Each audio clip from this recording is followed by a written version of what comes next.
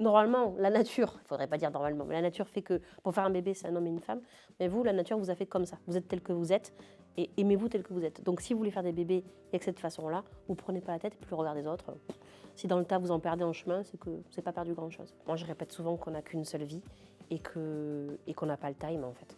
Donc, rester dans des cases ou se forcer à être quelqu'un qu'on n'est pas ou faire des choses pour le confort des autres, ça n'a aucun sens. Voilà. Donc, si vous êtes amoureux de quelqu'un par-dessus tout, mais que vous êtes caché, foncez, mon Dieu, foncez. Voilà. Parce que les autres, ils vont pas se constiper l'esprit pour vous, alors que vous le faites pour eux. Ce que vous avez envie de faire, faites-le du moment que ça vous rend heureux, et puis les autres, s'en foutent.